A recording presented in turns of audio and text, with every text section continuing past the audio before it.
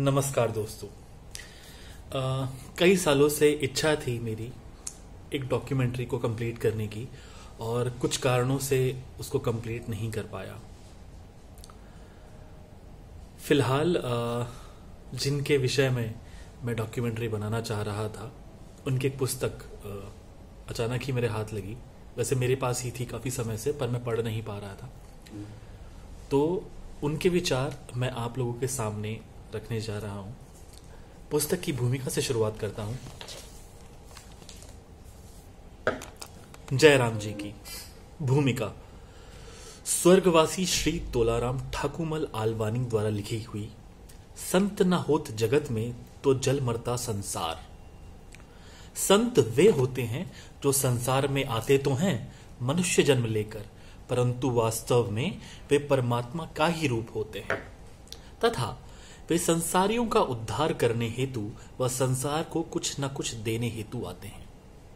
इसलिए कबीर साहब ने भी कहा है कि संत पारस से ऊंचो जान, पारस तो लोहा कंचन करे, पर संत करे आप समान।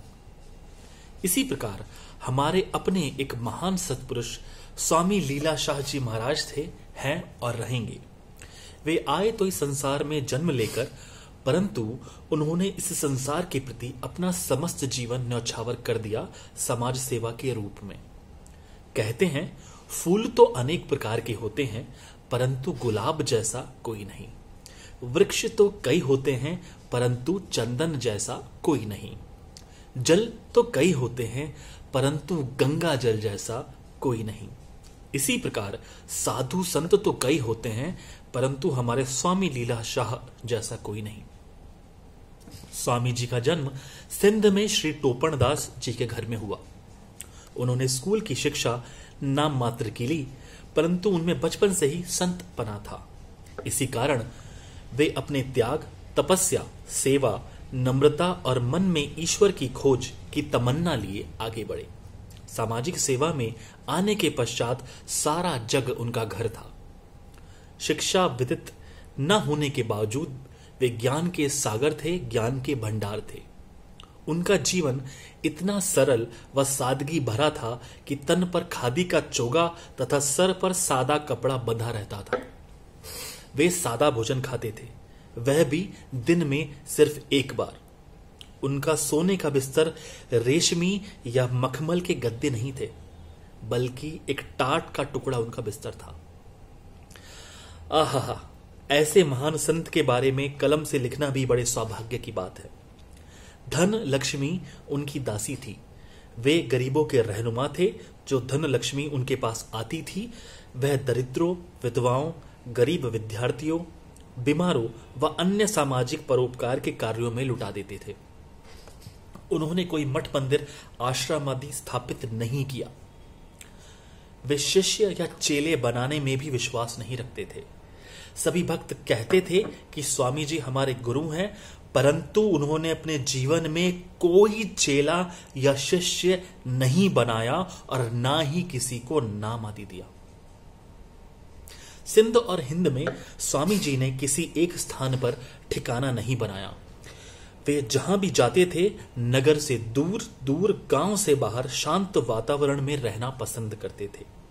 वे कहते थे रिली गोदड़ी कंधे पर और रोटी राज्य पर। विभाजन के पश्चात भारत आने पर स्वामी जी पूरे देश में रटन करते थे और भारत के कोने कोने में जाकर सिंधियों को बसाने की कोशिश करते थे और उन्हें दिलदारी देते थे। उन्हें दर्शन देकर, प्रवचन सुनाकर, मदद देकर, आश्वासन देकर उनकी हिम्मत बढ़ाते थे। स्वामी जी न सिर्फ कर्मयोगी थे, बल्कि योग क्रिया में भी निपुण थे। इसलिए योग क्रियाओं व अपने आशीर्वादों से कई रोगियों का इलाज कर उन्हें स्वस्थ किया। जीवन के अंत तक स्वामी जी कठिन से कठिन आसन आसानी से कर लेते थे। वे चलते थे तो औरों को दौड़ना पड़ता था। वे लोगों को योग करने की प्रेरणा देते थे। वे महान योगीराज थे। ये जो संदर्भ यहाँ दिया गया है कि वे चलते थे तो औरों को दौड़ना पड़ता था, ये बिल्कुल सत्य है, प्रमाणित है। मेरी माता जी के जो मामा जी थे और माता जी की नानी, जब मैं छोटा था यानी कि 10वीं कक्षा में था तो उनसे मिला भी। आगरा में तोते का ताल करके स्थान है जहाँ पे स्वामी जी आया करते थे, और ये मेरे परिवार के लोगों का खुद का कहना है कि उन्होंने स्वामी जी को कई जगह पर एक साथ देखा, और ये एक बार नहीं कई बार हुआ। और इसके अलावा भी एक बार इनके मामा जी जो तीरथ राम, अगर कोई आगरा से हैं तो वो उनके बारे में जानते होंगे। तोते का ताल लोहा मंडी नहीं, तोते का ताल आगरा। और उनका खुद कहना था कि वास्तव में ये एक संत थे जिनका सम्मान होना चाहिए था, और आज भी है, रहेगा। स्वामी जी ने बाल विवाह तथा दहेज प्रथा के विरुद्ध बड़ा आंदोलन चलाया। वे जहां जाते थे वहां दहेज के खिलाफ सभी सिंधी समाजों में जागृति लाते थे तथा समाज से कुरीतियां दूर करने हेतु लोगों को समझाते थे। उन्हें पाठशालाएं, धर्मशालाएं, व्यायामशालाएं, गौशालाएं व नारीशालाएं खोलने की प्रेरणा देते थे।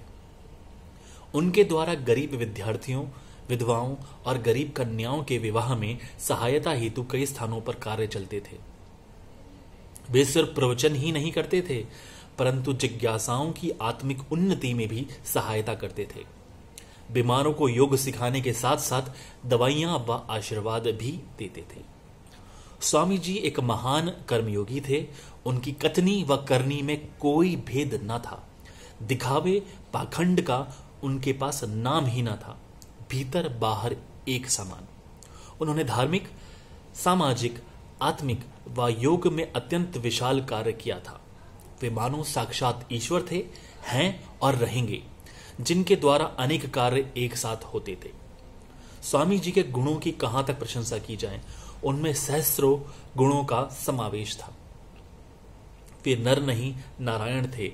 वे अनन्य गुणों के भंडार थे। इसलिए उन्हें न सिर्फ सिंधी समाज परंतु सभी समाज के लोग सम्मान की दृष्टि से देखते थे। स्वामी जी के गुणों का कहां तक वर्णन व प्रशंसा की जाए, इस कलम में इतनी ताकत नहीं है।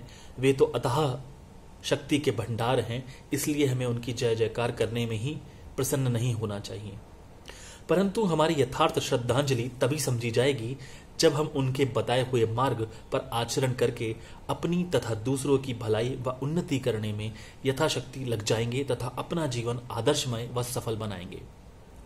ऐसे महान संतों के प्रवचनों को हम वेदवाणी, अमृतवाणी, ब्रह्मवाणी समझते हैं। यह एक अनमोल ग्रंथ शास्त्र स्वामी लीलाशाह दर्शन के नाम से सन 1975 में सिंधी भाषा में प्रकाशित किया गया था। आज वह शास्त्र लुप्त होता जा रहा है। इस अनमोल शास्त्र को हिंदी में छपवाने का मेरा सपना था तथा कई ऐसे स्वामी जी के श्रद्धालु प्रेमी भक्तजनों का आग्रह था कि स्वामी जी का एक ऐसा ग्रंथ हो, शास्त्र हो, जो श्रीमद् भगवत गीता के समान हो, जिसमें स्वामी जी के प्रवचन स्वामी जी के मुखारविंद से निकले हों।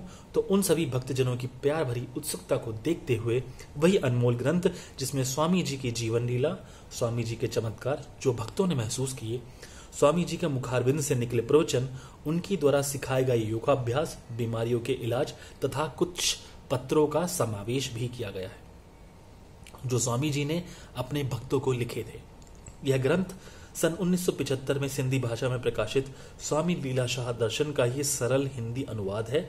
अगर अनुवाद में कोई भूल हो गई हो तो क्षमा याचना चाहते हैं। हमारा यह भी प्रयास है कि आज के मशीनी युग में नई पीढ़ी के नौजवानों को स्वामी जी के अनमोल प्रवचनों का ज्ञान प्राप्त हो, उनके जीवन तथा किए गए सामाजिक कार्यों की जानकारी प्राप्त हो, ताकि वे भी अपना मार्गदर्शन स्वयं कर सकें। स्वामी जी की समाधि किसी मंदिर में रखी देवी देवताओं की मूर्ति समान नहीं है जहां घंटा बजाकर हाथ जोड़े जाते हैं, बल्कि स्वामी जी की समाधि में आज भी स्वामी जी स्वयं हाजिरा हजूर हैं। इस ग्रंथ शास्त्र का पठन करने वाले की सभी मनोकामनाएं पूर्ण होंगी, ऐसा हमारा विश्वास है। वे कहा करते थे, तू मांग के तो देख, तेरी झोलियां ना भर दूं तो कहना। किसी ने क्या खूब कहा है, तुझे देते नहीं देखा, मगर जब भी देखा है झोली भरी देखी है। इसी सद्भावना के साथ स्वामी जी के चरणों में दास श्री तोलाराम ठाकुमल आलवानी, सेक्रेटरी स्वामी लीलाशाह ट्रस्ट आदिपुर। नमस्कार।